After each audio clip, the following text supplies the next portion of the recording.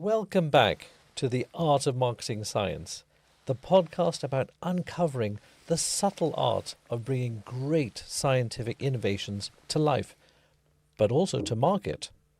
I'm Dr. Robert England, here with my friend and co-host Julian Stubbs. And great to be with you again, Dr. Rob. But tell us a bit about today's main topics, because I know there are drugs involved. Oh yes, and in copious amounts, Julian. But it goes much further than that. Have you ever found yourself working with an amazing innovation, but with absolutely no market? Well, yes, actually, a few times over the years, we've dealt with so many companies, especially life science companies, who have engineers or scientists who invent stuff first. Then they try to work out what to do with it afterwards. And so many companies then need to go through an important and sometimes painful cultural change to get themselves aligned to market-driven needs. And you and I have worked on a few of those cases. Oh, yes, we have, a few times. Anyway, to bring in the drugs element that you're so interested in, let's discuss an extraordinary day back in 1943. Now, I need to do a little bit of Amdram here, so please bear with me. I'm sure you'll enjoy it. Last Friday, April 16th, 1943, I was forced to interrupt my work in the middle of the afternoon and proceed home with being affected by a remarkable restlessness combined with a slight dizziness. I lay down at home and sank into a not unpleasant, intoxicated-like condition, characterized by an extremely stimulated imagination. In a dreamlike state, with eyes closed, I found the daylight to be unpleasantly glaring. I perceived an uninterrupted stream of fantastic pictures, extraordinary shapes with intense kaleidoscopic play of colours. After some 2 hours, this condition faded away. So, Julian, do you know who that was? It must be a Welsh German or something from the accent. But anyway, I'm sure you're going to tell me, and your acting skills actually never fail to impress me. You've missed your vocation in life. I know. But it can't be John Lennon, because I know he was only just born. Aldous Huxley, maybe William Burroughs or some other literary degenerate? Not quite. The subject of today's episode is Albert Hofmann, Yes. a medicinal chemist at Sandoz Laboratories in Switzerland, Basel, We'll Switzerland. never be able to go there again. No. That was, we are persona non grata. That was part of his diary entry after he accidentally ingested LSD, a drug he'd personally synthesized. He actually tested the drug on himself, not just once, but twice. I mean, we were talking in the last episode about how scientists are not just rational creatures that some people make them out to be, but are immensely emotional and human. I mean, how much more human could you get than Hofmann? Now, I know for a fact that he apparently took drugs, LSD, once when he was riding his bike. Yes, he did. He unintentionally took 250 milligrams of LSD, which is an unheard of amount by modern standards. Then he rode his bicycle home. This was wartime, right? So there were no cars. He had to ride his bike home as his trip, in both sense of the word, intensified. The ride became legendary. It's now celebrated annually by the rather conservative Swiss. It never fails to amaze me that they celebrate Bicycle Day among the so-called psychonauts. Psychonauts, okay. Yeah. But importantly, Hofmann was genuinely an innovator, a pioneer of an invention that lacked a clear market. You might even call him an early adopter, because he tested the drug on himself. So we're really diving into the tricky business of marketing a product without an obvious first purpose. And we've been in that situation a few times or more. And, even thinking of big company examples like Apple and the Newton springs to mind immediately. An innovation that was desperately looking for a market. And it was launched in the early 90s, in 93. Was way ahead of its time, probably 10 years too early. It cost a lot of money. It was over $900 as a piece of kit.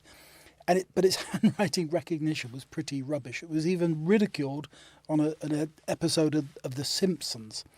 So, I mean, what that tells us, if even big companies like Apple trip over on things like this, and innovation is an inherently risky business. And Steve Jobs, when he got back to Apple, first thing he did, he binned the Newton. Did you own one? I never did. I wish I had. Me too. Marketing science quite often deals with exactly this scenario. Remember the first whole genome sequences came out just at the turn of the century? Every scientist wanted one. Even though they couldn't really articulate why, it just became a status symbol if you could secure funding for one of these machines. Speaking of which, wasn't that all part of the Human Genome Sequencing Consortium, as it was called, the announcement made by Bill Clinton at the turn of the century? Exactly that. It was back in June 2000. President Clinton celebrated this massive international collaboration, which had mainly relied on traditional Sanger sequencing. And soon after, this disruptive new technology emerged. It was called sequencing by synthesis, which dramatically increased the speed and the quantitation possible in sequencing. And this is where pyrosequencing enters the story. A technology invented at the Royal Institute of Technology in Stockholm by your friend Matthias Ullén and Paul Nyrén. Now, Matthias is a brilliant scientist and entrepreneur, and I just wish he could get a Nobel Prize, because then maybe I could get into the Nobel dinners, which I would love. Get me a ticket, please. I certainly would.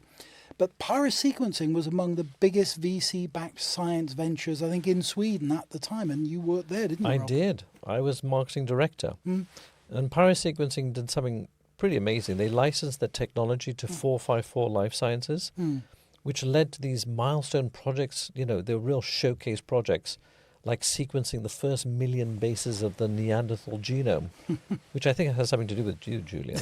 Yes. In collaboration with this Nobel Prize winner Svante Pääbo. They even sequenced James Watson's genome in what they called Project Jim. But all these spectacular feats weren't enough to create a sustainable market at the time.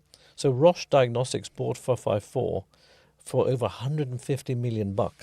Yet they folded the whole business in 2016 because the market just wasn't mature enough yet.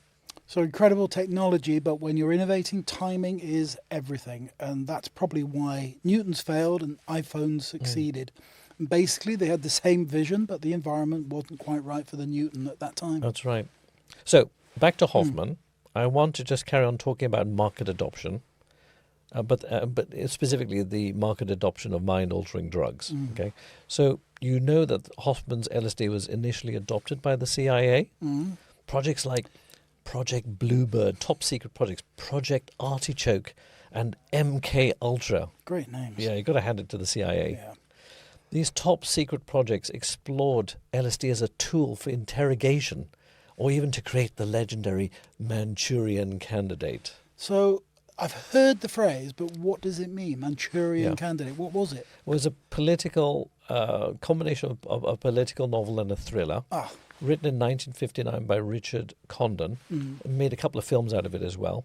At its core, it's about brainwashing and political manipulation. The story about a US soldier who's captured during the Korean War, height of the Cold War, and hypnotically programmed by communists to become an unwitting assassin.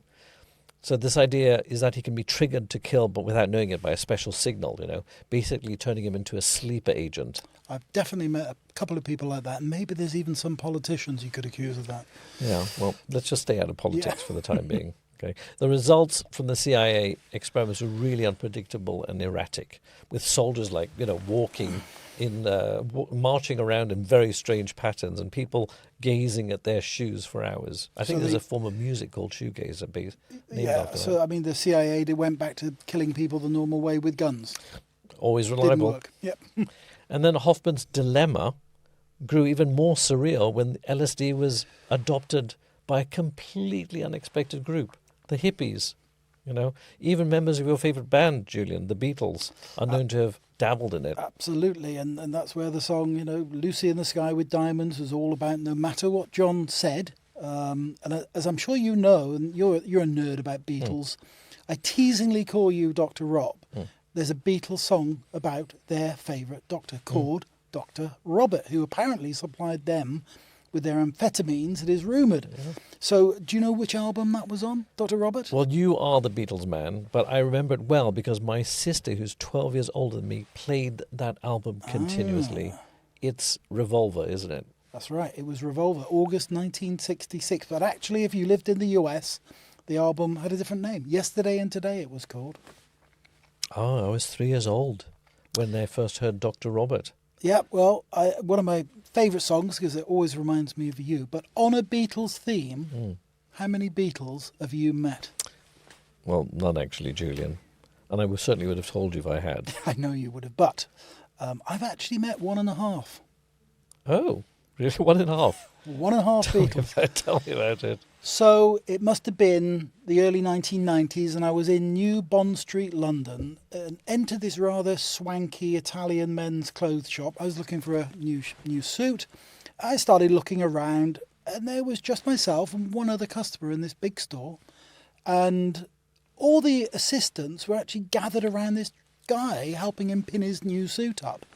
And I wandered through the store, and I sort of got within 4 or 5 feet and sort of looked at this guy, middle-aged guy, and I thought, well, you know, I know you. And he looked my way and smiled and slightly nodded his head.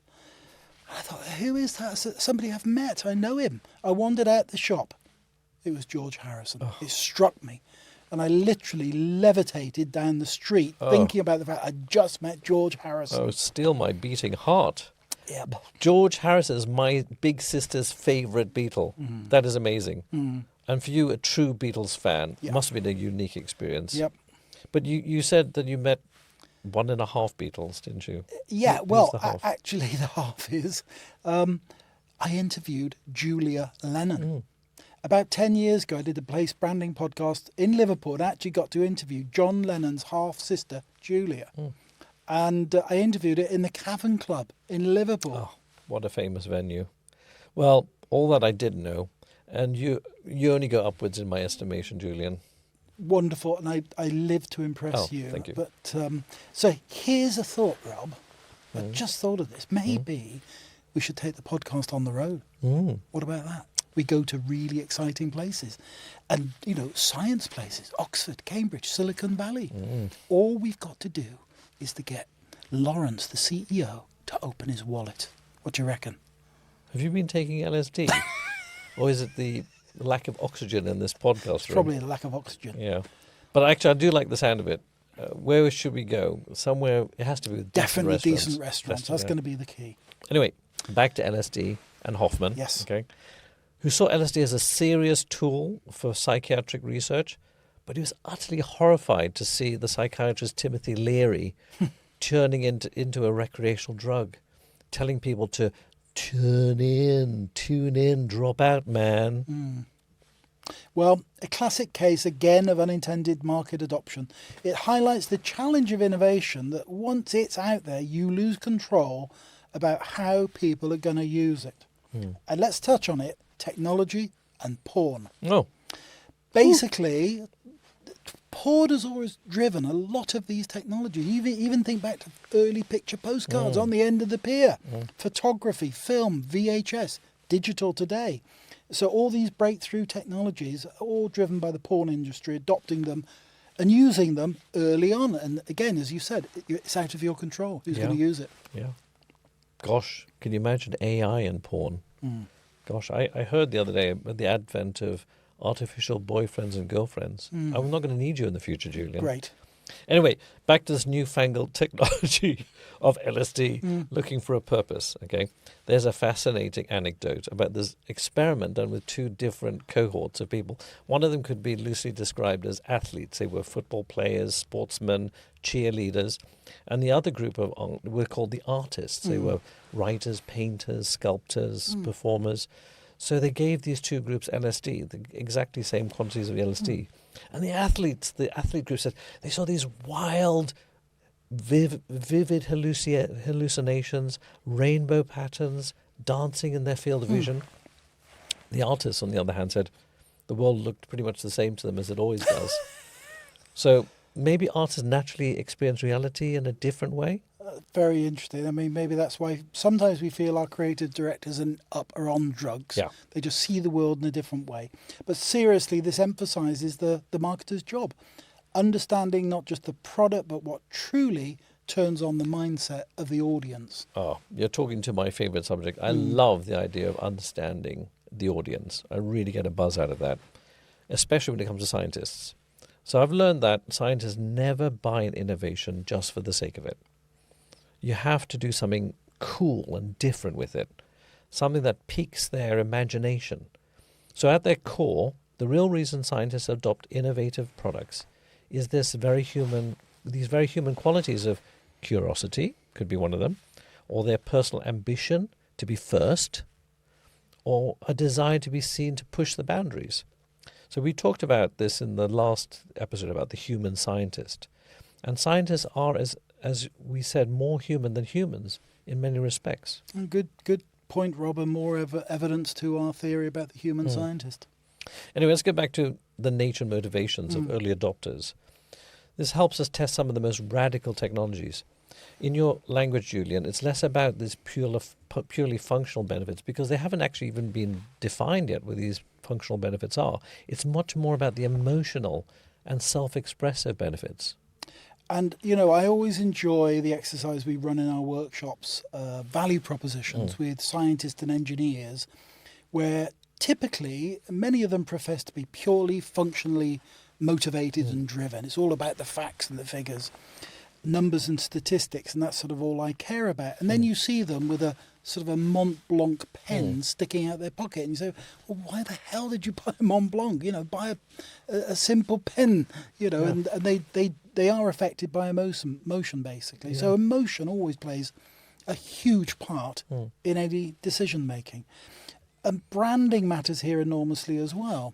At Pharmacy Biotech, we created the technology name FPLC, Fast Protein Liquid Chromatography, to clearly differentiate it and make it unique compared to traditional HPLC.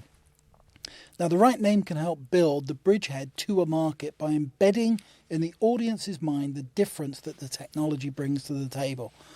And then we change the name again to Ecta, so next generation. FPLC, HPLC, you sound like a scientist, Julian. I'm getting there.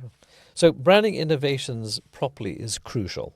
They have to make a clear statement that they are different from what came before. So take the words next generation sequencing, which I always thought was such an inspiring name. It's called NGS today. That phrase stuck and defined a new era of sequencing. So it's vital to create names that communicate the uniqueness clearly to your market. But of course, it has to be supported by the right evidence. And speaking of powerful names, you were part of Personal Chemistry at one point in your career, I think, and they had a rather boring name, I remember, Labwell to begin with. Yeah, that name, Personal Chemistry, which you invented, it was a great name. They were headhunting at the time, and they offered to hire me. So I was working for the absolutely prestigious brand Leica at the time. Very cool, a world-famous brand with amazing brand equity. Honestly, I would never have considered switching to a company called Labwell. You know, so the rebranding to Personal Chemistry made them this magnet for talent. You know, actually, I was curious when I first heard the name Personal Chemistry, and it was actually at Personal Chemistry that I first met you, and our weird little bromance took off. So Personal Chemistry's rebranding illustrated perfectly how an effective branding isn't just about attracting customers. It's about attracting great people like me to work at a company. That's a really good point, and often overlooked that, you know, the name can do so much more than just sell your product, but attract great talent. That's a really good point. And I remember well, Labwell were looking for a strong name, so they asked me to get involved in the renaming. But naming things, you know, is not easy, and it's getting ever more difficult today because so many names have been taken, and coming up with something unique and relevant is the tough bit. But anyway, we gave it a thought, and Labwell had this funky new technology called microwave synthesis, which I'm sure you remember. It allowed you to process samples faster and do your own chemistry, as it were. So that thought struck this thought that actually, why don't we call the company Personal Chemistry? That's great. And voila, we were there. And it eventually became a mainstream tool for medicinal chemists, and they kind of crossed the chasm, didn't That's they? right. That's great, actually, that you mentioned crossing the chasm, because I think it's so important with this idea of the early adopter. Geoffrey Moore wrote this fantastic book called Crossing the Chasm, and I would absolutely recommend any marketer to read it. It explains a universal truth. The interest that you can get from the early adopters will one day fade away. Okay, they'll get bored of you and your innovation. They'll move on to the next big thing. So early adopters are not brand loyal. To get them to stick to your brand, you would have to innovate all the time. And maybe some companies like Apple and Sony can do that, but not many others. So Geoffrey Moore shows that a business needs to change to a fundamentally different marketing strategy to enter into the mainstream, like 24/7 service or the ability to supply spare parts, and to wean themselves off the early adopters and to make a leap to serve early mainstream markets. So that mainstream market is needed for the company to get stability, to actually get its earning its money. So you need to be able to do something, to be able to invest, to give a reason for people to invest in that technology in the long term. So clearly identifying and deeply understanding your target audience and the right time to make the transition from an early adopter to the early majority is a crucial step many companies fail to do, to their peril. So I cross the chasm with both personal chemistry and with pyrosequencing. So when we talk positioning to many companies, and this is a point we always stress, that the aim should be to be number one in your category, even if you have to invent the category, to be number one in it. But you have to be best at something and top of your pile. Yeah. So personal chemistry did navigate to cross the chasm. They evolved their technology and services to meet the needs of medicinal chemists. We're back now to Albert Hoffman. So these medicinal chemists, they work in pharma companies all around the world. So they moved beyond early adopters to satisfy an early majority market. But that wasn't really their first market that they had in mind. And so that's the heart of our discussion. Great innovations quite often begin their life without a clear purpose or a clear market. The art of marketing science lies in exploring the hidden potential in them, imagining the right early adopters, creating a magnificent, attractive, yet credible story, and patiently nurturing a product into its true purpose. It's this journey of innovation and transition that makes marketing science and technology fascinating. Anyway, Hoffman's problem child LSD changed society in ways he could never have imagined. Despite Hoffman's frustration with recreational use, he continued exploring psychotropic substances all his life. He synthesized psilocybin, studied peyote, and even looked into the mysterious salvia divinorum, or magic mint. Yet despite decades of research, these drugs still remain innovations searching for mainstream applications. It's fascinating, actually, that Albert Hoffman continued working on psychedelics for his whole career. He believed LSD had the potential to help humanity reconnect with both nature and spirituality. He called it his problem child. He even wrote a book about it called that, because of its misuse in popular culture. But he always maintained it could be used therapeutically and spiritually. And just maybe he was hoping to make a drug that would one day see mainstream pharmaceutical use. That's the dream, isn't it? Create the blockbuster drug. Yeah, it is. So I really wonder what an early mainstream market for LSD would look like. So I think that everybody is still pretty clueless about the role of psychedelics in the mainstream world. There is some evidence that psychedelics have positive effects when used to treat depression, migraine, or PTSD even. But this is still anecdotal evidence. And probably unsurprisingly, some Silicon Valley gurus are experimenting with microdosing LSD. They report that they have become even more creative and entrepreneurial. So, in the end, your Lucy in the sky with diamonds becomes Elon in a rocket to Mars. Or maybe even up to Uranus. Anyway, Dr. Rob, we've managed to talk about hard drugs, porn, the Beatles in a single podcast on science marketing. That's pretty good going. But I think there is one last topic we should just touch on in today's episode. It relates to a gift you kindly gave me about 10 years ago, 23andMe. Do you remember? Oh, yes. 23andMe provided a genotyping kit that was groundbreaking. tells you your genetic heritage and to some degree your predisposition to certain conditions, whether you are sensitive to lactose or not liking the taste of coriander or even how hard your earwax is, even your predisposition to certain cancers. And the sad news is that they have applied for Chapter 11 bankruptcy protection. Yes, and anyway, the reason this is important is that they could very well get sold, and all that data that they've got could get sold with them. So you need to go and instruct them about what to do with your sample before that event, which is a real pity, as I went to the site a couple of weeks ago, and they've really improved it. And they tell you all sorts of interesting new things about your future health prognosis. But what was your genealogy, Rob? Yeah. What were you? My 23andMe outcome, well, I'm 51% Asian and proudly 23% Chinese. And you, Julian? Well, you'll love this. I'm good, solid Anglo-Saxon stock, but with a healthy dose of French, German and Scandinavian thrown in. But they also inform me I have a higher than average number of Neanderthal genes running around in my body. Why doesn't that surprise me? So, maybe you should tune in here for the Neanderthal podcast. It's a whole new area. Yeah. Anyway, if anyone does have a sample with 23andMe, go to your account and let them know your preferences. And finally, Julian, you mentioned the Beatles. Let me mention David Bowie. Again. Did you know what inspired David Bowie to write his first hit song, Space Oddity? No, Rob, I don't know. He was watching, in a darkened cinema, Stanley Kubrick's film of the Arthur C. Clarke book 2001, A Space Odyssey, while tripping on acid. There we go. Complete the circle. Yeah, so maybe that's a use case for LSD. Yeah. Thanks for joining us on this edition of The Art of Marketing Science. I hope you enjoyed it. Next time, we're looking at the places where science thrives, science hubs, and their marketing.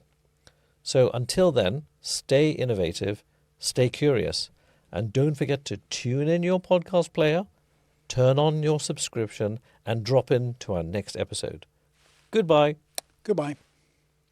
The Art of Marketing Science is produced by upthereeverywhere.com. The next edition will be with you shortly.